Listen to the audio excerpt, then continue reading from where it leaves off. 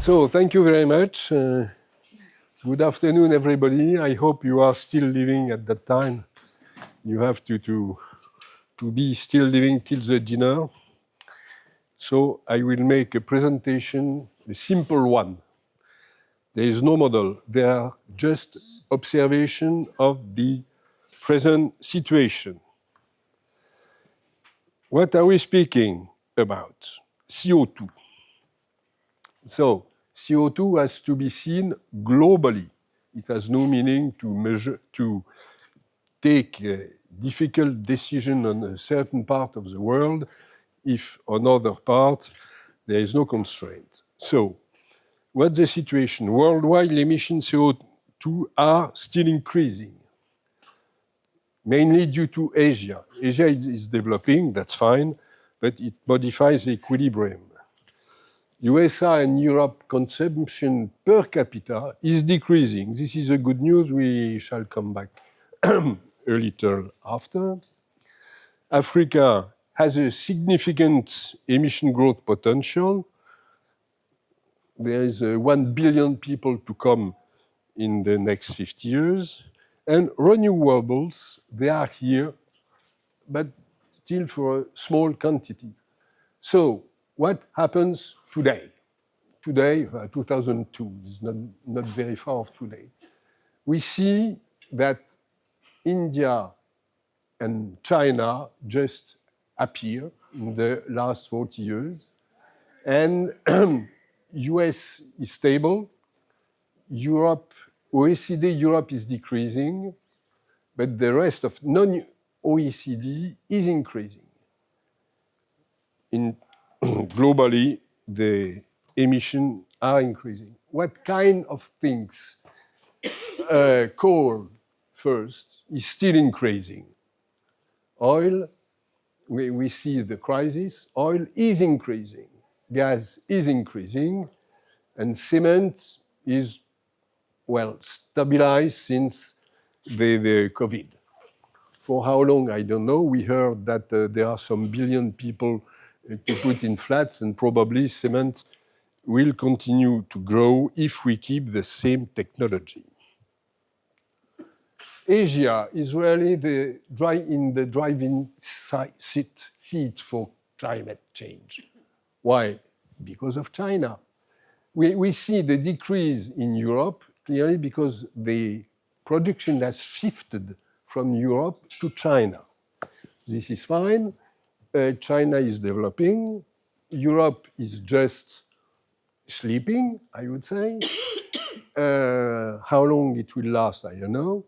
But this is the situation. USA is decreasing step by step because the technology has changed. They are now working on the GAFA more on steel, more than on steel, although Trump wants to come back to steel. But we see the shift from US and Europe to China with the industrial goods. In US, coal nearly disappeared, and oil is stable due to non-conventional oil. US is the first producer of oil in the world. The first consumer, but the first producer also. So with China, and you see the coal in China, China from one side and US from the other side, in fact, you have the decision maker about the global emission, CO2 emission. And the other countries, whatever they do, they improve the global situation, but with a, I would say, nearly marginal factor. European Union has a great success, in fact, in reducing the coal production and stabilizing the oil consumption also. So it is not too bad. It is mainly due to the fact, in fact, that since 2008, the famous crisis, the growth in Europe is 1%, 1.5% for the good years. If we look now at the electricity, for the electricity, you see, and electricity is the future of energy, clearly. You see that Asia is really transforming its economy at an incredible speed. North America flat, Europe decreasing since 3-4 years, South America increasing, and Africa increasing, but slowly. When you look at the futures of the population, Africa, which should normally double in the coming 40 years, should here multiply its electricity consumption by, 3, 4, 5, making the other country, Europe and even US, marginal.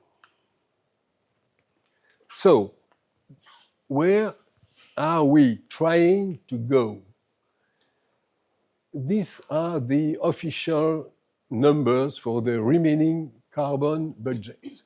You see the historical curve in black, and now we are trying to go for the toboggan, we say in French, I don't know in English, to reach that point. Well, when you look at the figure, you just say, no way. But technically, there are things which make things realistic, not the first curve, but the third one. There are technical solutions now available to reduce CO2 emission and to keep GDP growth. It is less efficient, but GDP is still increasing in the old countries, although the CO2 emission decreases. This decoupling is really the only solution we have if we want to go to follow the various regulations that have been exposed previously. But it costs. It needs funding. So, what is the emission per capita? We are not no more in global, we are per capita. Per capita, we forget about Oceania. It's too complicated to explain. North America is decreasing. Europe is quickly decreasing. Middle East is increasing. And Asia, as we have seen, is increasing. And probably we are at the beginning of the increase of Asia. Africa is very low, very stable, and this cannot really last because there will be millions of people without possibility to live comfortably, and this has to change, if possible. So, again, comparing US and European Union in per capita emission and GDP, these statistics confirm that we can increase the GDP and simultaneously decrease the emission. Not by a large percentage, but well. For instance, if you look at the European production of electricity, you see these clouds of dots. You see that in brown, it is Deutschland. If they want to come back to some nuclear, in addition to the transformation they are doing in renewable, they can decrease their midpoint from here to somewhere here. France is nuclear, cannot do better. But Poland, who's working mostly with coal, can easily, in the coming, let's say, 15, 20 years, come back at least to the level of UK. UK intends to have 95% of renewable in the coming 15 years, which means all this can decrease and go from 800 to something like 100, 200 CO2 intensity. So there is hope. We have the technology already. And even China is going down and going nearer and nearer of USA and EU. So if China continues to do the same efforts, then there is a solution for the world. And if we look at the detail of China, we see that since March 2024, it's recent, but it's there, the CO2 emissions are stabilized. It is due to, as I understand, different factors, mainly the decrease of the international trade, the decrease of growth in US and Europe pushes for a decrease of China export of goods, and China has a huge problem of debt. In fact, they don't know the real importance of the debt, because between the state level, region level, city levels, and family who are lending money internal to different people inside the family, they have no idea of the debt. And they start to be afraid. And the last crisis about the housing company, they have lost a few hundreds of billions of dollars, cool down the rhythm of housing. So probably this is a reason why the China now, since 1 year, is stabilized. This is the best possible news that we can have. Now, the debt. The debt is bad. You see that the projection from the IMF, World Economic Outlook, they are doing this every 6 months, and they have just repeated the projection they have done in 2019 and where they are today. You see, we are with a global public debt at 100% of the GDP. And there is absolutely no sign of a slowdown of the increase of the debt. USA have been downgraded by Standard & Poor's quite recently. France, we can forget about it. It will come. Germany is stable. China, nobody dare to give any information about the debt. So in fact, the last 30 years, we have developed more debt than GDP, 3 times more, and now we are facing a wall. Maybe next year, maybe within 5 years, I don't know, because there are mechanisms to stabilize that. But there is today no reason to think that the debt will be stabilized. I don't say decrease, I say stabilized. And who is losing? Africa. Because they have not now the possibility to borrow money and prepare this transformation that we are hoping to decrease the CO2 emission. Africa is, they have 1 billion of people to develop for housing, cities, and so on, and they are borrowing money at a level of 8-9%, which makes them paying as an interest on the debt over 10% of the revenues. A large part of this is due to China, in fact, due to this Belt and Road Initiative. So, once we have said that, let's come to something which is practical, not at the world level, but at the project level. Project level, what is the use of a project? To reducing production factor, which is the main role of a public decision. Improving the, I should have said, well-being. Well, protect nature and environment, this is future cost avoided. It is not revenues, it is future cost avoided.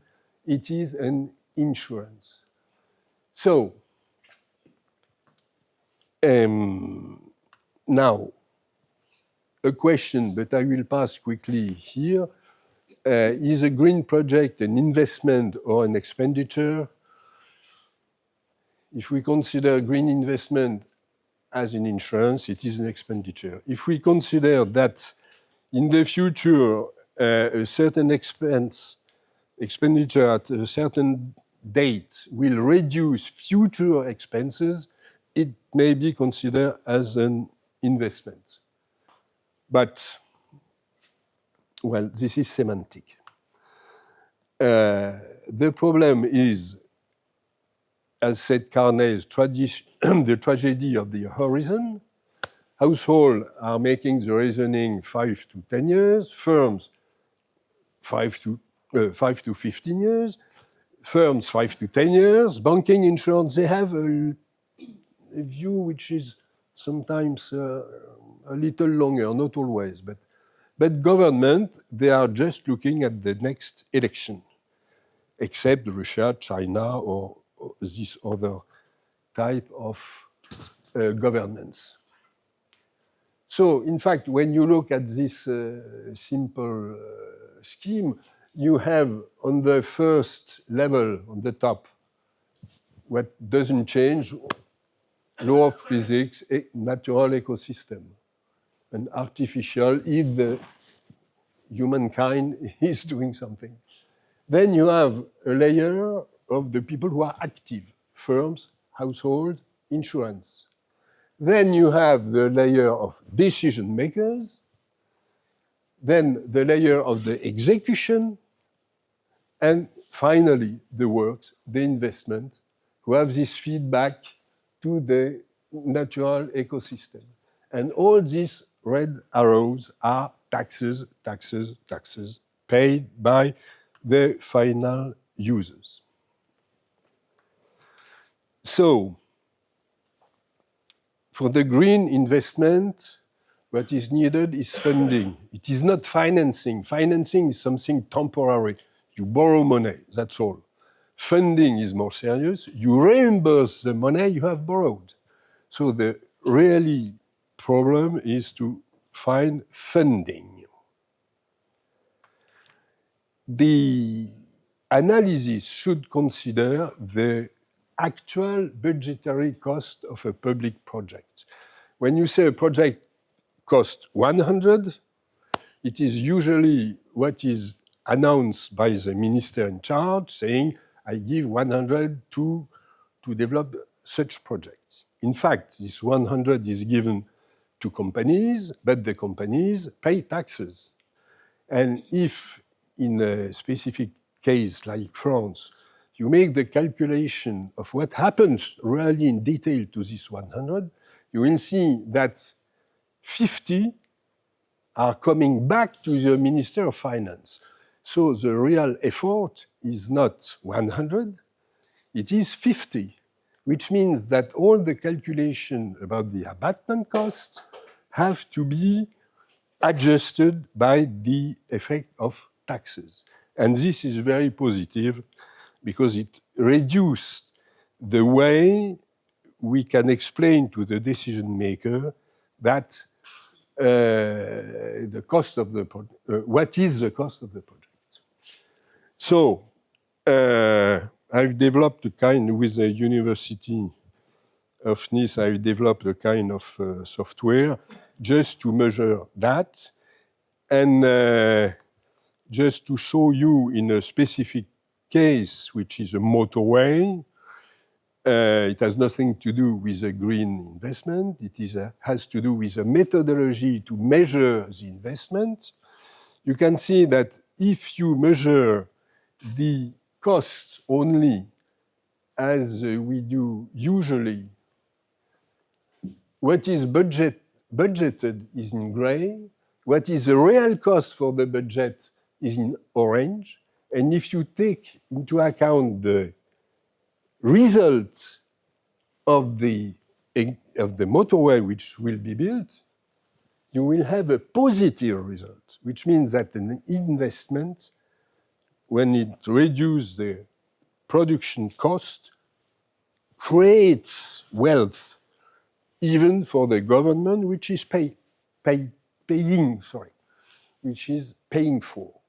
So I think there is a way to find money to develop this transition is just to make a proper accounting of what it costs. Thank you very much.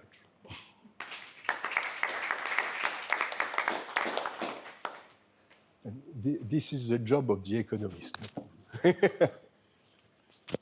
Okay, as an economist, let me come back to your talk, okay? You regularly have people that say we should compute things in a different way. It's always interesting to look at that. But you have in France a well-established cost-benefit analysis methodology. And in this cost-benefit analysis methodology, I don't think they subtract taxes, etc., etc. What they do, they take the cost of an investment, including social security contributions of their employees, etc. Everything is included. Of course, if you generate a project and people pay, they have more cars and they pay taxes, excise taxes, etc., that's taken into account next to the benefits. But I don't see the magic in your methodology. I think you, did you really compare with the cost-benefit analysis, which has been studied, the whole tradition that has been discussed over years and years? It is not a cost-benefit analysis. It is a budgetary analysis. Yeah. I use a cost-benefit analysis, as we know, since many years, and it has been done very well. It is a step after. Once you have the cost-benefit analysis, you look at the flows that the minister are But the cost-benefit analysis, you can attach an extra value for budget, for the budget cost. There is nothing more here. But no, usually when you make the cost-benefit analysis, you say the project cost that much. And what I say is the project don't cost that much, it costs less because you have the taxes effect which reduce the cost, which is, the Minister of Finance know very well that, but he don't want this to appear in public, because when the minister say, I've made a relance for 100 billion, if somebody say, sorry guy, it is not 100, it is 50, it is less palatable. Okay, I would but it trust is purely very much. Budgetary, it is not economic.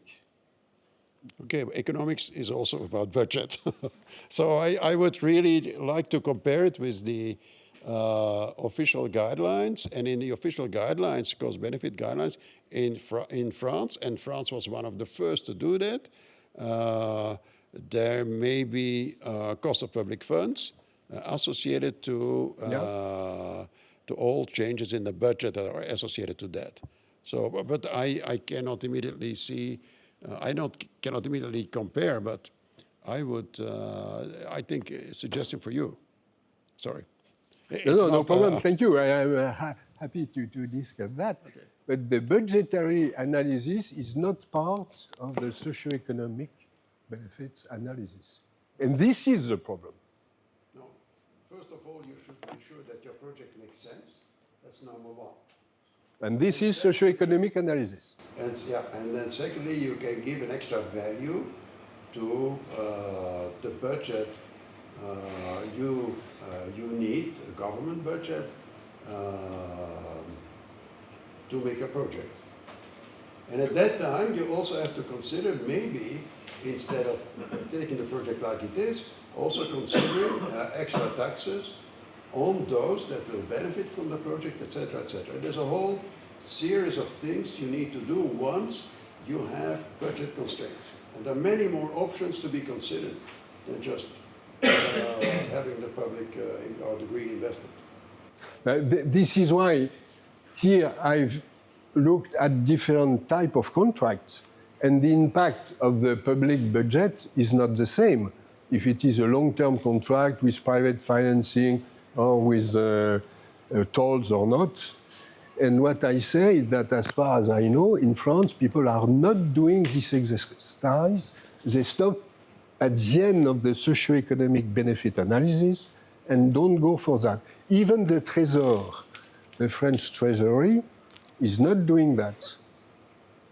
And they agree that it has to be done, but they are not doing it because the Minister of Finance don't want to show that the credit that they announce is under the reality due to this loop of the taxes. I leave that statement to you. I think it's okay. Thank you.